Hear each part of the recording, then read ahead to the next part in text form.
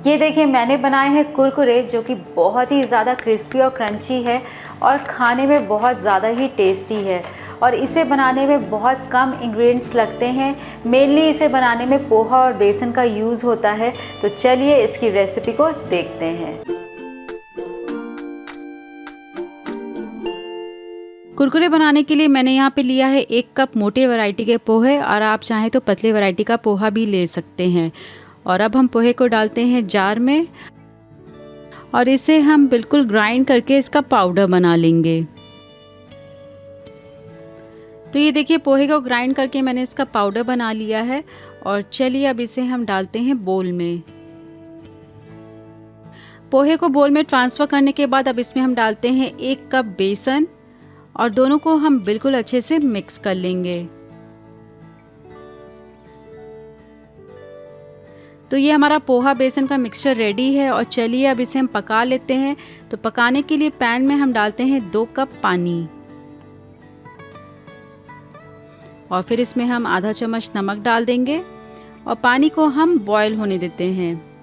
तो ये पानी बॉयल हो गया है। अब हम बेसन और पोहा का आधा मिक्सचर पैन में डालेंगे और बिल्कुल अच्छे से हम मिक्स करेंगे ताकि घोल में बिल्कुल भी लम्स ना रहे।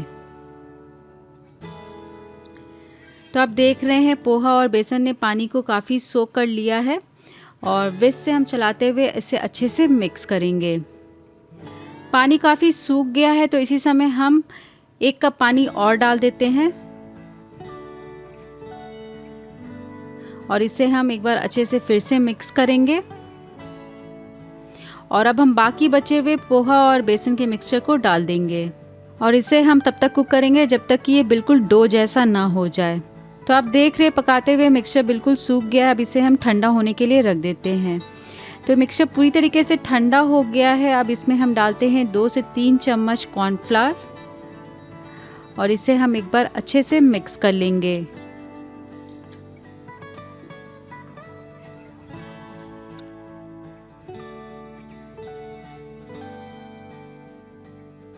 तो कॉर्नफ्लावर को अच्छे से मिक्स कर लिया है और ये हमारा डो बिल्कुल रेडी है कुरकुरे बनाने के लिए।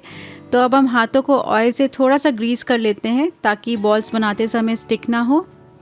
और ग्रीस करने के बाद हम थोड़ा सा पोर्शन अपने हाथ में लेंगे और इस तरीके से हम इसे रोल कर लेंगे।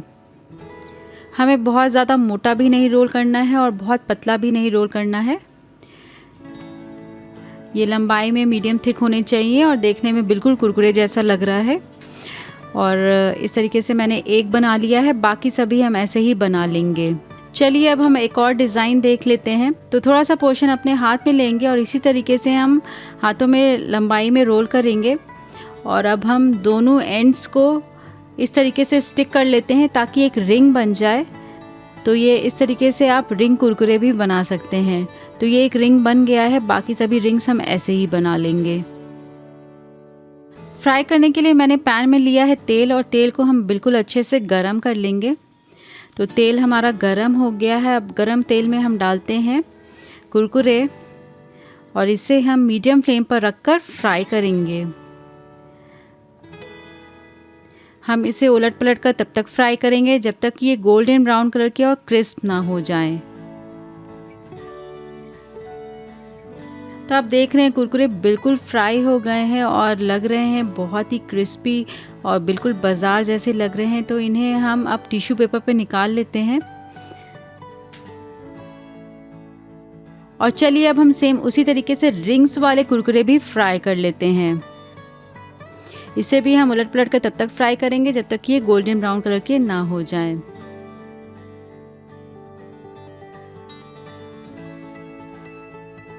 तो इस तरीके से देखिए हमारे रिंग्स वाले कुरकुरे और लंबे वाले कुरकुरे दोनों ही रेडी हो गए हैं।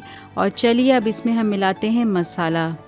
तो सबसे पहले हम रिंग्स वाले कुरकुरे को डालते हैं बोल में और इसमें हम डालेंगे चाट मसाला और थोड़ा सा लाल मिर्च पाउडर और बिल्कुल अच्छे से हम बोल में इसे शेक कर लेते हैं ताकि मसाले इवनली कोट हो जाएंगे। और इसी तरीके से हम लंबे वाले कुरकुरे में भी चाट मसाला और लाल मिर्च पाउडर डालकर अच्छे से कोट कर लेंगे। तो इस तरीके से हमारे दोनों टेस्टी, यम्मी और मसालेदार कुरकुरे तैयार हो गए हैं।